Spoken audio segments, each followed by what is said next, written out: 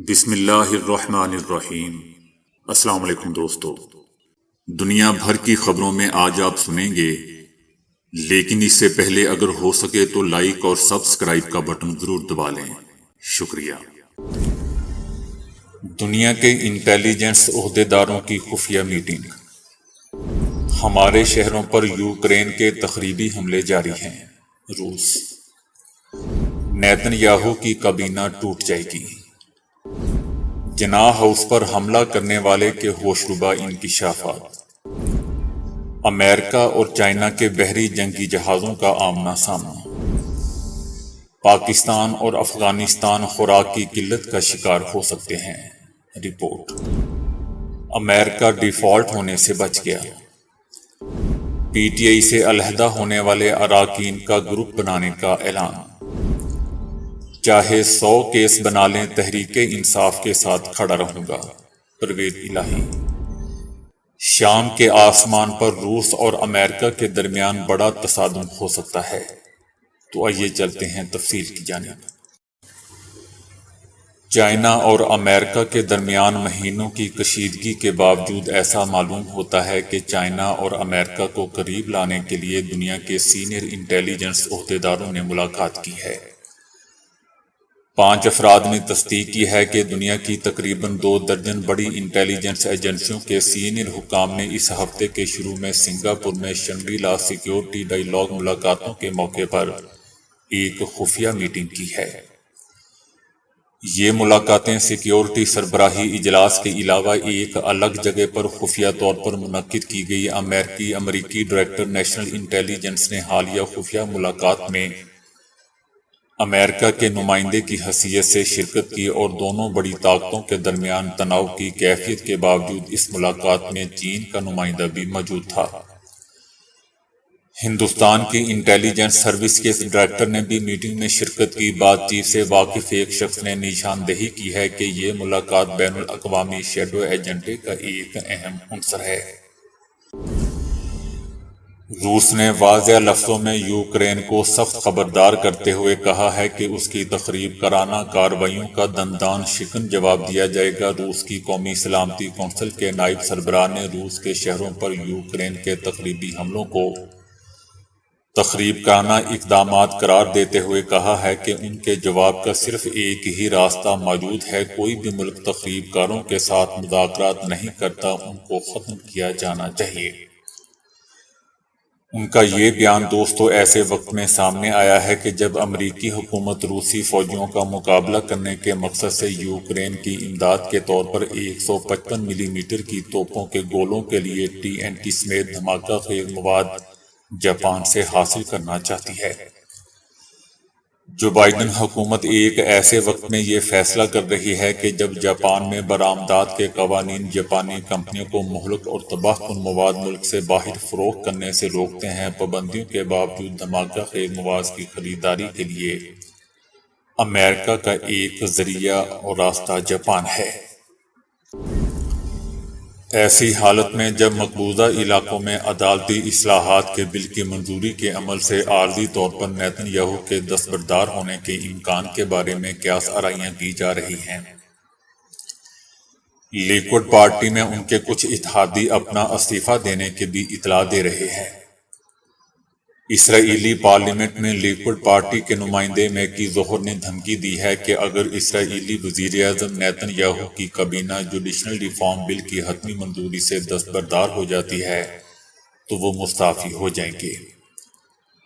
Nitin Yahoo کی جماعت کے اس نمائندے نے، جو صہیونی حکومت کے وزیر اعظم کے قریبی شخصیات میں سے ہیں، عدالتی اصلاحات کے بل کی منظوری کے عمل میں تاخیر کے خلاف احتجاج کیا، جسے نیتن یاہو کے مخالفین عدالتی بغاوت سے تعبیر کرتے ہیں۔ حالیہ دنوں میں صہیونی حکومت کے بعض ذرائع ابلاغ نے نیتن یاہو کے کم از کم 1 سال کے لیے عدالتی اصلاحات کے بل کی منظوری کے عمل سے دستبردار ہونے کے امکان کی خبر دی ہے۔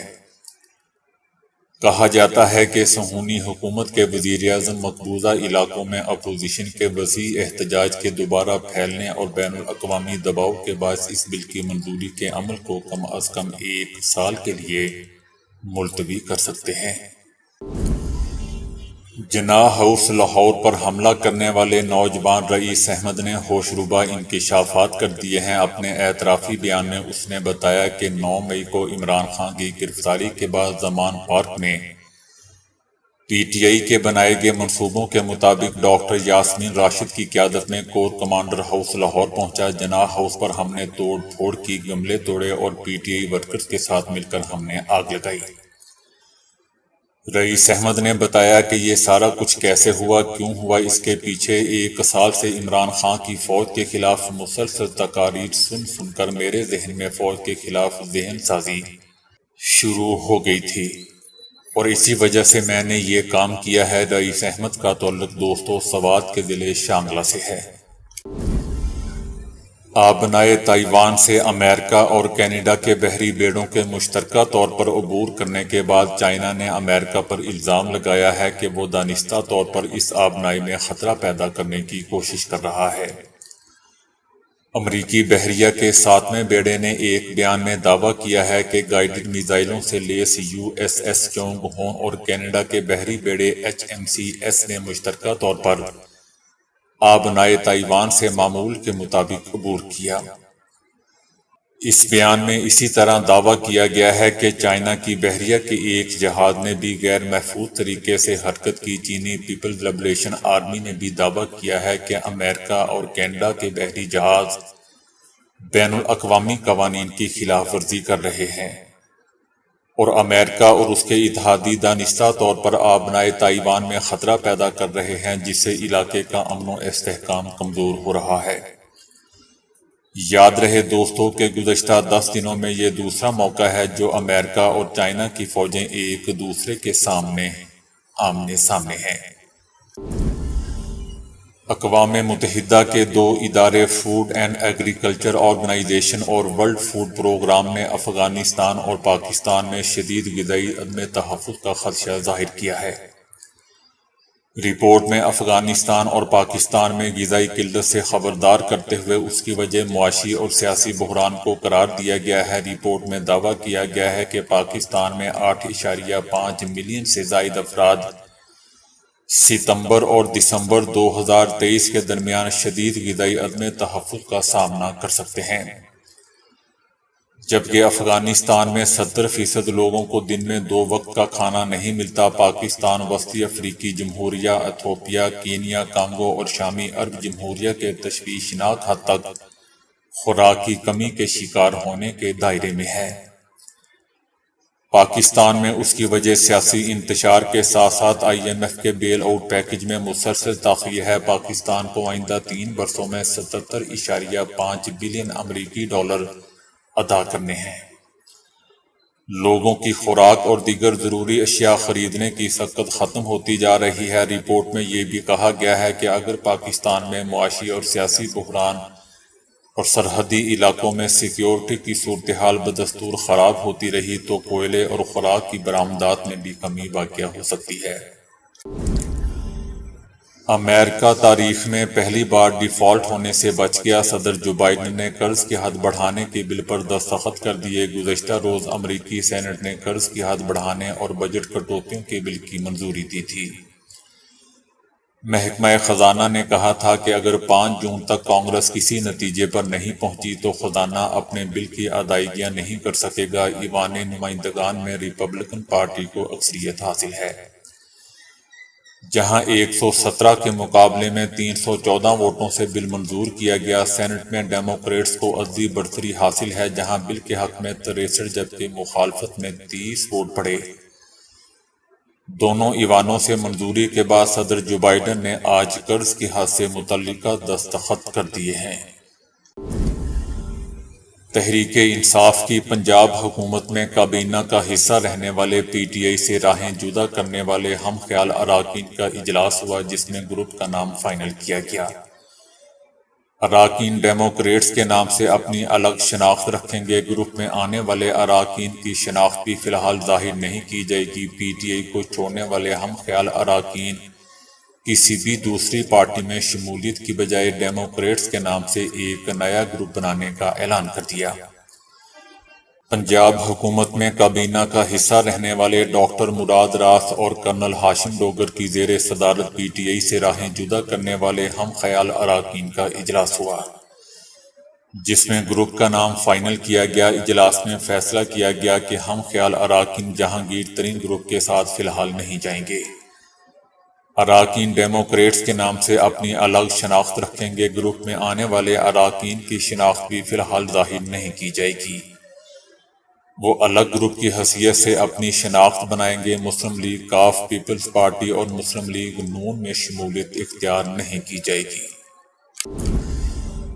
परवेज इलाही का कहना है कि तहरीक इंसाफ को मेरा पैगाम है कि दलेरी के साथ मुकाबला करें, हक और सच की लड़ाई में डट कर खड़े रहें। जितने हथकंडे इस्तेमाल किए जा रहे हैं सब नाकाम हो जाएंगे।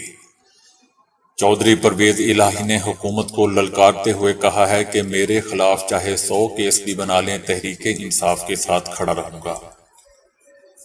एंटी करप्शन हुकाम का दावा है कि इंक्वायरी में पंजाब असम्बली में जाली भर्तियां साबित हुई। भर्तियों में करप्शन के वाज़ेह सबूत मौजूद हैं। दोस्तों, याद रहे कि चौधरी परवेज इलाही को मुबैना जाली भर्तियों के केस में गुज़श्ता रोज़ तीसरी मरतबा हिरासत में लिया गया। इससे पहले अदालत उन्हें मुबैना करप्शन के 2 केसेस में बरी कर चुकी है।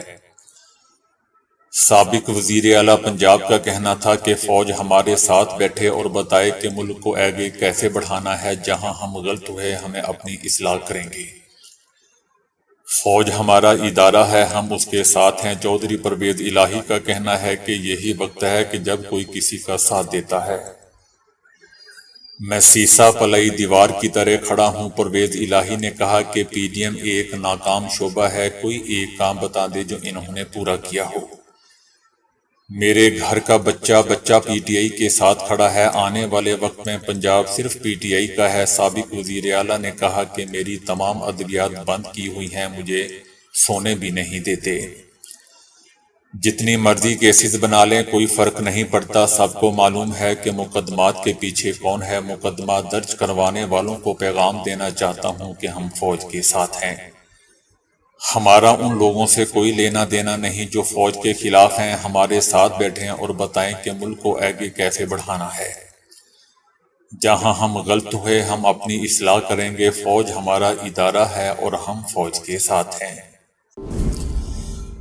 रूस ने तनकीद की है कि फ्लाइट सेफ्टी के शोबे में पहले से तयशुदा मुआहदों के बरअक्स शाम के आसमान पर रूसी तैयारों के करीब पहुंचने पर अमरीकी तैयारों पर नस्ब हथियारों के सिस्टम फ़ाल और निशाना बनाने के लिए तैयार हो जाते हैं। अमेरिका की जानिब से तनाज़ात के हल के प्रोटोकॉल और रूस और अमेरिका के दरमियान 2 तरफ़ा याददाश्त की खिलाफ वर्जी जारी है।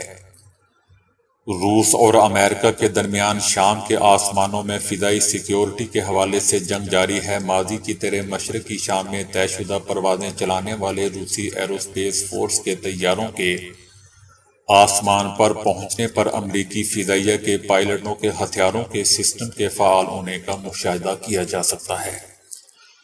ये मसला गैर मुतवक्को वाक़यात का बाइस भी बन सकता है, ऐसा दोस्तों रूस का कहना है।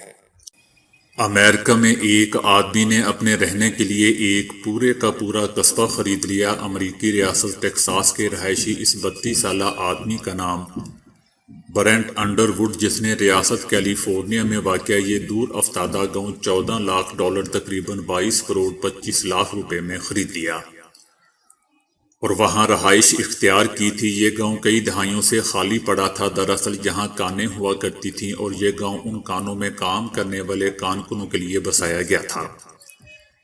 जब कानें बंद हो गई तो ये गांव भी लावारिस छोड़ दिया गया और अब इसे ब्रेंट ने खरीद लिया। गुज़श्ता 1 साल के दौरान ब्रेंट ने यहाँ कई तरह की मुश्किलात झेली, हत्ता कि वो हालिया मौसम सरमा में बर्फ के तूफान में गिर गया और तवील अरसे तक उसका बाकी दुनिया से कोई राब्ता न रहा।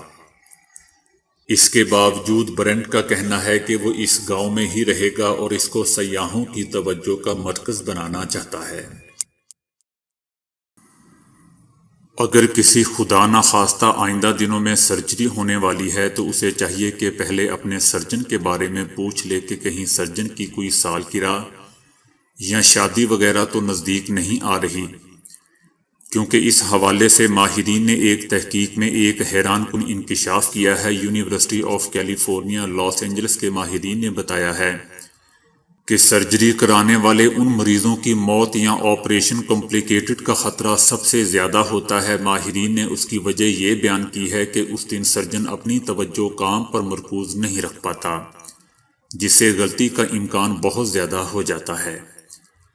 تحقیقاتی ٹیم کے سربراہ ڈاکٹر یسوع کا کہنا تھا کہ ہم نے اپنی تحقیق میں سرجری کروانے والے ہزاروں مریضوں کے ڈیٹا کا تجزیہ کیا۔ اس دوران انکشاف ہوا کہ ان مریضوں میں ایسے واقعات کی شرح سب سے زیادہ تھی جن کی سرجری ڈاکٹر کی سالگرہ کے دن تھی یا کرسمس کے دن، نئے سال کی چھٹیوں اور ہفتے کی چھٹیوں کے دوران جن لوگوں کی سرجری ہوئی ان میں ایسے واقعات کی شرح بہت زیادہ پائی گئی۔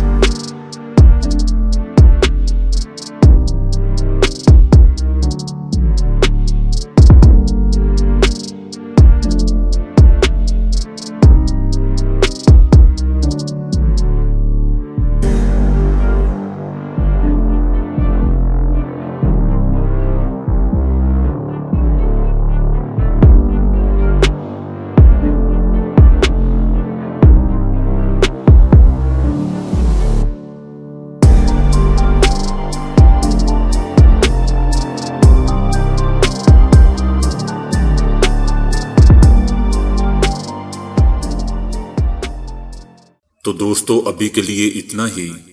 ویڈیو کو لائک اور شیئر کرنے کا بہت بہت شکریہ۔